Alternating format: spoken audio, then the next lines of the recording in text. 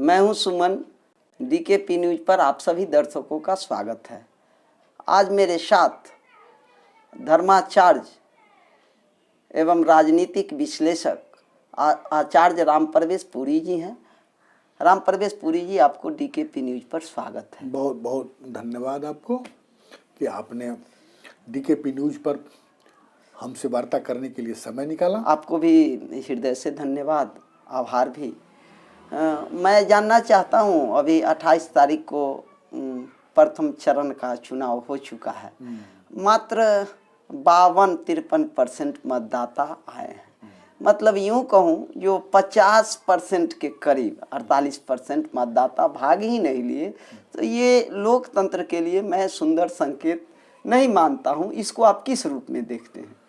देखिए, मैं आपको सबसे पहले यह बात बता देना चाहता हूं कि आप 2015 का देख लीजिए परसेंटेज, 2010 का देख लीजिए, जब 43% और 48% मतदाताओं ने भाग लिया था चुनाव में, तो नहीं, 15 में तो 54% से ऊपर था। जी जी। उस समय स्थिति इतनी अच्छी कि क्या बताया जाए। सरकार फुल फ्लेजेज आई, आपने भी देखा और सब लोगों ने भी देखा, और नीतीश जी की और गठबंधन की जय जयकार रही।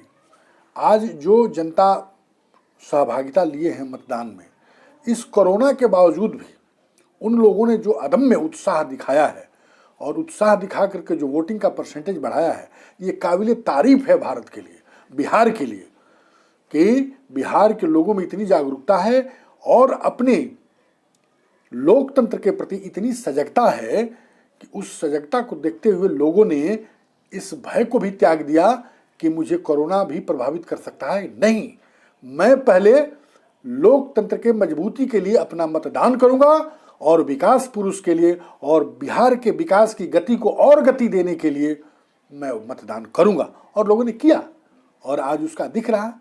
ठीक है, बहुत सारे लोग आपके कथनानुसार नहीं टर्नअप हो पाए हैं या नहीं मतदान में सम्मिलित हो पाए हैं। इसका एक और कारण भी है कि बहुत सारे जो लोग बाहर से आ गए थे और वोटर भी हैं बिहार के, और जैसे ही हमारा लॉकडाउन धीरे धीरे ख़त्म हुआ, लोग रोजी रोजगार की तलाश में जहां काम करते थे, एक से एक कंपनियां उठा करके इनको फ्लाइट से लेकर के चली गई अपने अपने कंपनियों में काम कराने के लिए। तो वो मतदाताओं की संख्या घटी है। इस बात से मैं भी सहमत हूँ आपकी बात से कि हमारे मतदान की संख्या घटी है। लेकिन इस घटने के बावजूद भी लोगों का उत्साह यह दिखा दिया है कि बढ़ता हुआ विकास, बढ़ता हुआ बिहार रुकने वाला नहीं है और अंतिम शिखर तक पहुंच करके ही दम लेगा। लेकिन एक जो मूल्यवान प्रश्न मेरे जेहन में आ रहा है राम प्रवेश पुरी जी, आप ही की बातों से, आपने कहा 2010 और 15 में भी देखिए वोट परसेंटेज कोई काफ़ी नहीं था। तो ये तो लोकतंत्र के लिए बहुत अच्छा संकेत नहीं है। मान जा ये 70%, 80% होता है तो एक मान्य बात है, लेकिन 50 और 52, 54% में सिमट के रह जाता है, तो ये तो दुर्भाग्यपूर्ण कहा जाएगा। दुर्भाग्यपूर्ण इसको नहीं कहेंगे, दुर्भाग्यपूर्ण नहीं कहेंगे। जनता के बीच आज भी वैसी जागरूकता अभी नहीं हो पाई है। ये लोकतंत्र के में लोगों ने अभी तक समझा नहीं कि हमारे मत का क्या महत्व है। इसके चलते, और अभी क्या है कि थोड़ी गृहस्थी का समय है, एक तो ऐसे ही परेशानी से लोग गुजर रहे थे, और लोगों के बीच अभी ऐसी स्थिति उत्पन्न हो गई है कि यदि मैं पंक्ति में लगने जाता हूँ तो मेरे कुछ काम बाधित हो जाएंगे, और काम बाधित न हो इसके चलते लोग चले गए अपने खेतों में काम करने के लिए। और उनको इस लोकतंत्र का और इस सत्ता से बहुत वैसे लोगों को आज भी मतलब नहीं है, जिसको नीतीश जी कहते हैं कि अंतिम पायदान पर बैठे हुए लोगों को सत्ता में सहभागिता दे करके और उनको जागृत करके मुख्य धारा में जोड़ने की जरूरत है। एक जो मूल्यवान प्रश्न है, सरकार 2 गज की दूरी, मास्क, ये सब इसेंशियल और कानून भी बना दिया है, लेकिन अपार जो भीड़ चाहे किसी भी पार्टी की रैलियां हो उसमें आती है, और मुख्यमंत्री नीतीश जी, उप मुख्यमंत्री हो चाहे तेजस्वी यादव हो, वो देख रहे हैं, उनके सामने में जो देह पर देह इशारा है आदमी, तो क्या वहाँ ये नियम कायदा उनको नहीं दिखता है? देखिए, कानून तो बना हुआ है, कानून तो है, सारी चीज़ें कानून के दायरे में नहीं चलती है। लोगों का उत्साह ऐसा होता है, जैसे हमारे देखा आपने दुर्गा पूजा, दुर्गा पूजा में लोगों की मूर्ति का विसर्जन, अनन्य कार्यक्रम हमारे। तो उस तरह से लोगों में एक ऐसा उत्साह आ गया है कि अब हम कोरोना से डरने वाले नहीं हैं। 2 गज की दूरी और मास्क है जरूरी, वैसे बिहार में और खास करके भारत में अब देखने को मिल रहा है कि नहीं, हम अपने कामों से यदि काम पर अड़िग हैं और स्वाभिमानी हैं, हमारा स्वाभिमान ठीक है, तो हमारा कोरोना क्या बिगाड़ेगा, चलो हम अपना काम करते हैं। तो लोकतंत्र के महापर्व में यदि लोगों ने अपने उत्साह का प्रदर्शन कर रहे हैं तो इसमें कानून क्या, कोई भी कानून ध्वस्त हो जाएगा। तो ये लोगों की, जनता के लिए ही कानून है और जनता ही आकर के उस तरह का काम करती है। लोग यदि माने आपको नहीं लगता ये मुख्यमंत्री के समक्ष अपार भीड़, देह पर देह आदमी चढ़ा हुआ है, तो क्या वो जनता के बीच गलत मैसेज नहीं जाता है? तमाम सारे विद्यालय बंद हैं, सब चीज बंद है। हम तो संदेश दे ही रहे हैं, हम तो संदेश दे ही रहे हैं कि 2 गज की दूरी और मास्क जरूरी।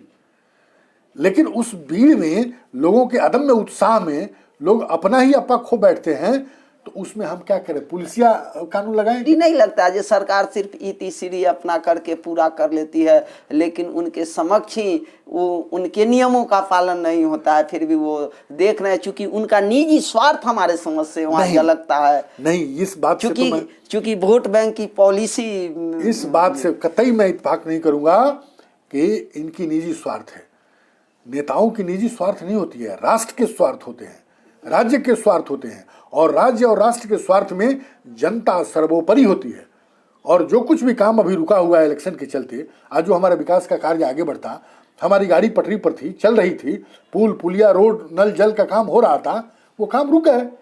तब जनता चाहती है कि जितना जल्दी यह हम लोकतंत्र का महापर्व को समापन करके और अपने कामों को गति दें, इसके लिए लोग करते हैं। सबसे मूल्यवान प्रश्न, जो एक फेज का इलेक्शन भी हो गया है, आपके सरोकार जन जन तक भी हैं, क्या लगता है इस बार किसकी सरकार बनेगी? सरकार तो गठबंधन की बन चुकी है, इसमें कहने का तो कोई दो मत नहीं है। हमारी NDA की सरकार, जिसको राष्ट्रीय जनतांत्रिक गठबंधन कहते हैं, उसकी सरकार बन चुकी है और नीतीश जी मुख्यमंत्री हैं और कल रहेंगे भी, इसमें कोई दो मत नहीं है। लेकिन जो प्रक्रिया है तो पूरी करनी ही पड़ेगी।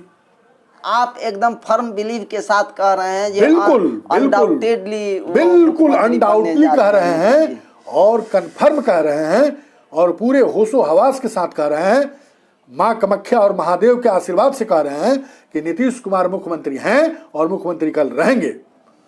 और जनता नीतीश कुमार को चुन चुकी है और इन लोगों के बहकावे में आने वाली अब जनता नहीं है। जो बहुरूपिये घूम रहे हैं, जो वोट कटुए घूम रहे हैं, उनको जनता जानती है और पहचानती है कि ये करेंगे कुछ नहीं, जाति के नाम पर, धर्म के नाम पर हमको तोड़ करके अलग कर देंगे और हमारे गांव का विकास रुक जाएगा, हमारे घर का विकास रुक जाएगा।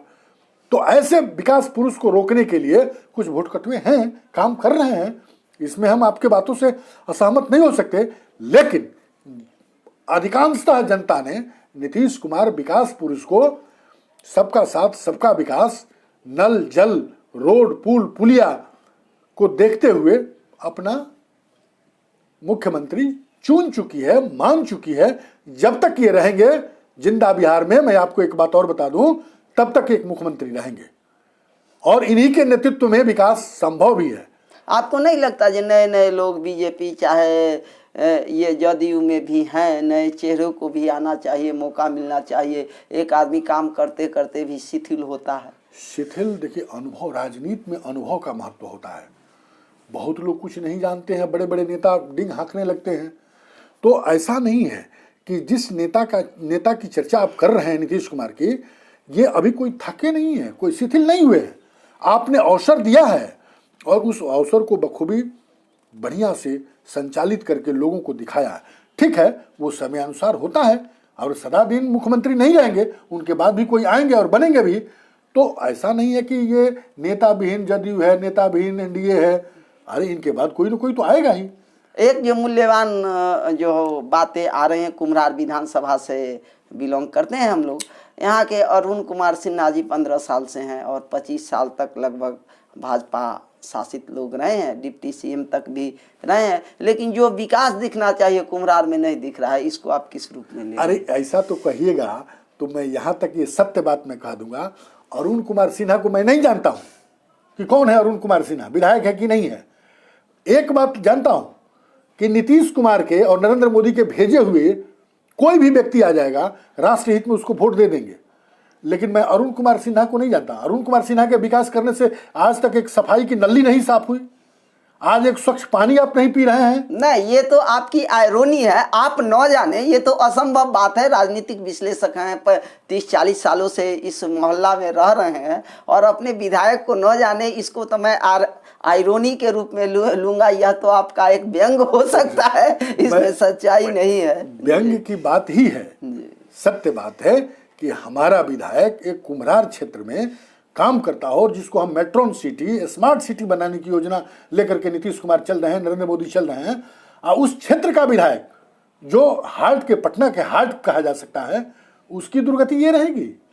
ये राम प्रवेश पुरी जी का दर्द नहीं है दर्शकों, मैं आपको बता दूं, ये जन जन की आवाज़ के रूप में राम प्रवेश पुरी जी का आवाज़ है। जो आखिर कुम्हरार विधानसभा जो क्षेत्र हैं, उसके विधायक 15 सालों से मुख्य सचेतक भी हैं हुए बीजेपी के, और अरुण कुमार सिन्हा जी किस प्रकार से निष्क्रिय और माननीय प्रधानमंत्री नरेंद्र मोदी के बलबूते वो जीत जाते हैं, दूसरी बात है, लेकिन जनता उनसे खुश नहीं है। आपने कहा जो नहीं, मुख्यमंत्री फर्म बिलीव है मेरा, और माँ कामाख्या का भी आपने नाम लिया, जो उनका आशीर्वाद भी उनको प्राप्त है और वो मुख्यमंत्री बनेंगे ही। 2 फेज का अभी चुनाव बाकी है, 3 तारीख और 7 नवंबर को, तो उसके लिए जनता को आप क्या संदेश देना चाहेंगे? जनता को यही संदेश देंगे कि भाई, नरेंद्र मोदी राष्ट्र हित में और नीतीश कुमार बिहार के हित में, इन 2 छवियों को काम करने की गति को देखते हुए